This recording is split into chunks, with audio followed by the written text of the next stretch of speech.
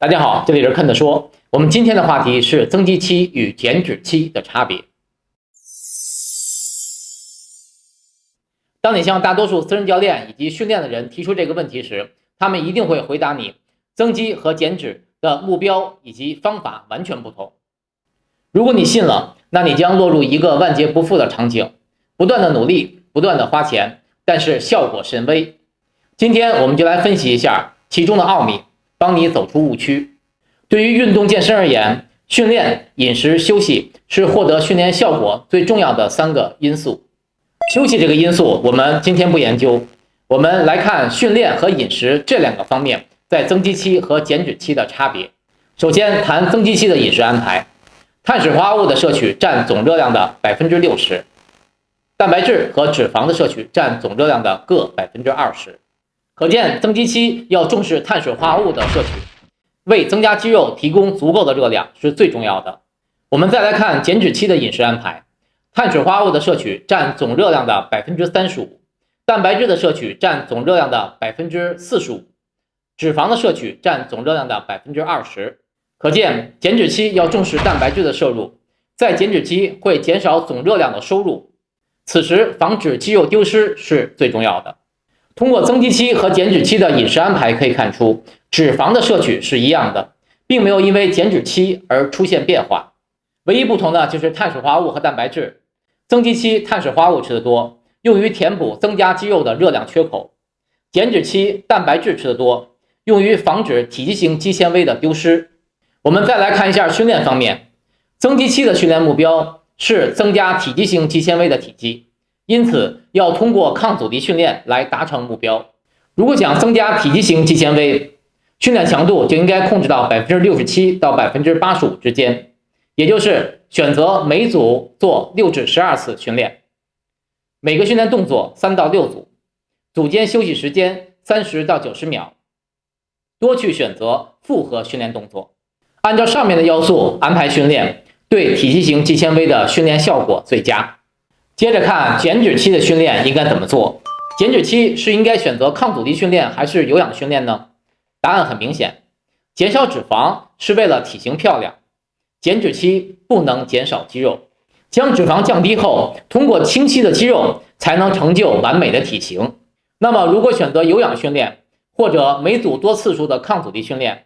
耐力型肌纤维就会受到训练，而体积型肌纤维就会降低。但是受到训练的耐力型肌纤维在体积上又不会出现什么变化，这样等于有氧训练和每组多次数的抗阻力训练减少了肌肉的体积，降低了基础代谢率。因此减脂期仍然应该选择去做抗阻力训练。那么减脂期应该做哪种抗阻力训练呢？抗阻力训练可以达成4个训练目标：增加肌肉爆发力，增加肌肉力量，增加肌肉体积，增加肌肉耐力。按照训练的专项性原则，训练哪类肌纤维，哪类肌纤维就会增强，未被训练的肌纤维就会降低。那么爆发力、力量、耐力型肌纤维在体积上都缺乏优势，不能达成改变体型的最佳效果。所以这3类肌纤维都不是减脂期应该训练的肌肉类型，减脂期仍然应该训练体积型肌纤维。因此减脂期和增肌期在训练内容安排上是相同的。我再重复一遍，训练强度控制到 67% 到 85% 之间，也就是每组做6至12次训练，每个训练动作做3至6组，组间休息30到90秒，多去选择复合训练动作。最错误的就是每组做多次数的抗阻力训练，这样的训练还是有氧训练，肌肉的体积会降低，这就是变相的肌肉有氧训练。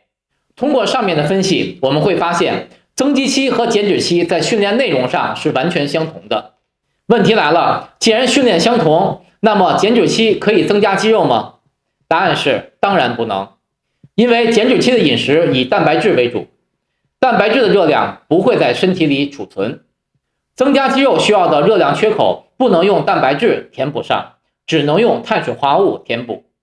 但是减脂期碳水化合物又吃得少，因此减脂期不可能增加肌肉。即使你在训练体积型肌纤维，此时训练体积型肌纤维的原因是防止肌肉丢失。如果你的减脂期里肌肉还增加了，说明你的热量收入一定超过支出，不然你是无法长出肌肉的，而且也说明你的减脂期没有减少脂肪。因此我们得出结论，增肌期和减脂期都选择做抗阻力训练。抗阻力训练的内容和安排都是相同的，都是训练体积型肌纤维。